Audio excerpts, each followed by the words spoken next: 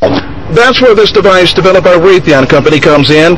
Sheriff officials will mount it on a wall in a jail dorm, housing some 650 inmates for the next 6. The first of its kind device is controlled by a deputy who looks through a monitor and with a joystick points at a target and zaps. To show its effects, I got zapped. The burning sensation is similar to putting your hand over fire and leaving it there until it gets too hot and you snatch it away. The beam or wave can hit a target up to 85 feet away. Pitches is the first correctional facility in the nation to test the device. The covert crimes, the family says, include intense microwave radiation aimed at the house. That explains the metal panels. I would say that since we've noticed the temperature difference in our house go down. We've noticed our health improve.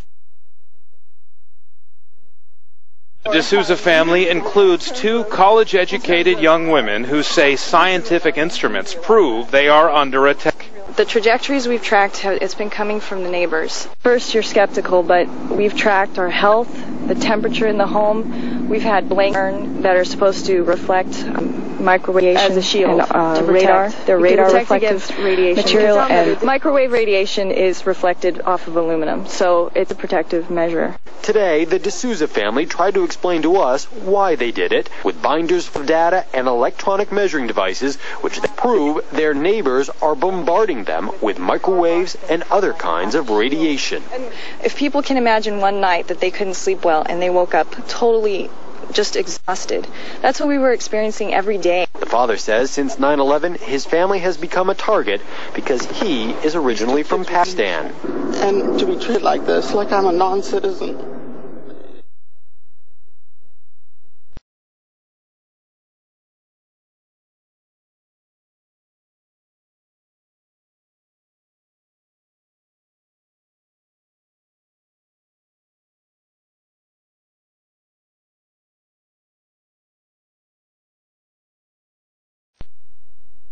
I never go out without one of my friends following me. There goes another one. There's another one. If I told you that every time I go out there are helicopters over my head, you'd think I was paranoid, right? Taking a picture of you, taking a picture of me. The one on the right-hand side of the screen just flashed before I started filming it. So like a little light go, kind of like that. And we've got more of them over there.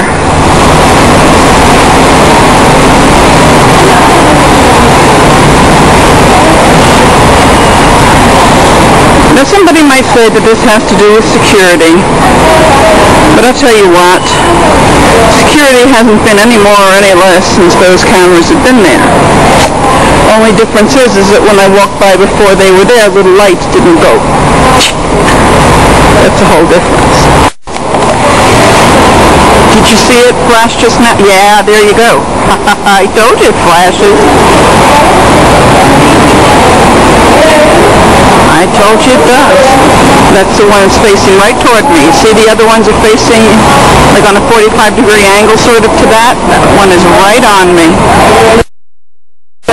And looking through the camera, I see some sort of like oscillation of little bitsies in there. Thing's looking right at me. It's probably pointing microwaves at me too. What the hell? You only live once. The thing that a person needs to do when you get into this line of investigation is you gotta like develop a healthy attitude and a good sense of humor about death and torture. I just asked one of the bus drivers what these things are. He says, they're lights. What do you think? Well, if they're lights, then how come they don't light? Oh, it's flashed at me again. Maybe they are lights after all, sort of. Check this stuff out. I mean, they keep flashing. Sometimes you see like a light running across it, sort of, as though it's a screen. Sometimes it just flashes. There it goes flashing. Before like a light ran across it from the left side of the screen to the right side of the screen.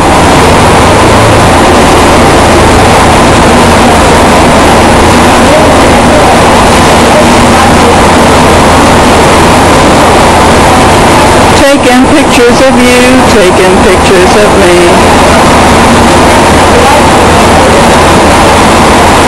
You know, once upon a time, before digital cameras and before the internet, when people claimed that these things existed, they had absolutely no proof, and they put them away. People would say, you know, walking down the street and these like lights are flashing at me, or, you know, there are hidden antennas or all kinds of things, and they put people away. Brilliant, wonderful people like John Nash. But today, we've got proof. Because my delusions don't come out on film. And when I say that a light flashes at me, and you see it flash, you know it's real.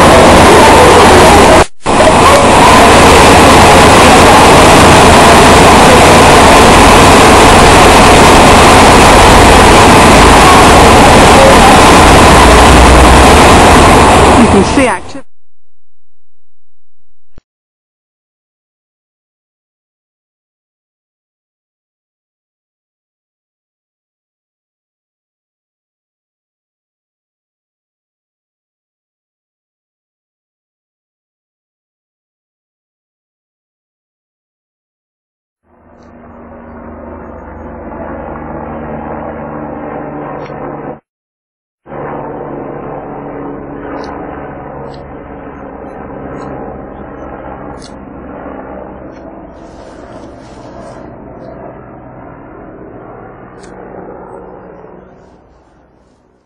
Canada need to wake the fuck up, okay? This is what I'm saying. Now, you tell me, when a fat fucking helicopter hovers that fucking close, that low, takes a photograph and leaves, what is that? And you can throw up as many doctors as you want. It's not going to do you any good, okay? Now, I hope people, like, I've explained this at my blogger and at consend.org.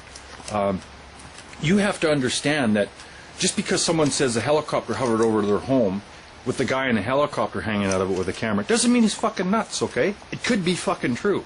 Especially when you throw in all the things that have gone on in his life, okay? The phone calls he's made, and the inquiries he's made into the government. And you need to understand this. That yes, gang stalking is real and true, and this is what they do to people who speak out, okay? Remember that. I realized the cyclist was sitting at the corner. I actually discovered him after I zoomed in on. As the ladies approach the corner, there's no indication that they know the guy until they get close to him. Watch as the blonde woman walks toward him, and obviously he says something to her, and she turns around and looks in my direction. The blonde woman points at me. Watch now as the guy on the bike signals someone else. He looks at his wrist as though looking at the time, then turns his palms upward as if to say, I don't know what's going on. This is just before a cyclist and a car come by. Certain behaviors are repeated in order to let the victim know that something is happening. In my case, cars, cyclists, and pedestrians are used when I leave the house, and also when I'm coming back to the house.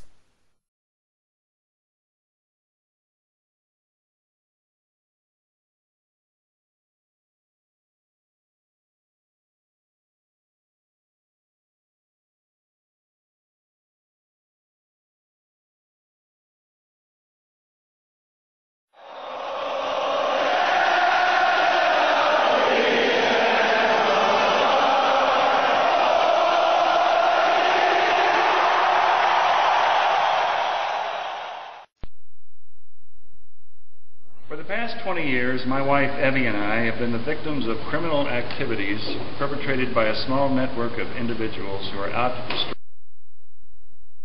destroy us personally, professionally, and financially. This network of individuals is manipulating the banking system and the criminal justice system for the purposes of sabotaging our credit and our credibility. We did not defraud an innkeeper, and we did not trespass on our own property. Up until a year ago, Evie and I had never had any run-in with the law whatsoever. We are not criminals, nor are we fugitives from justice, nor are we crazy. We are simply artists and filmmakers who are being racketeered on.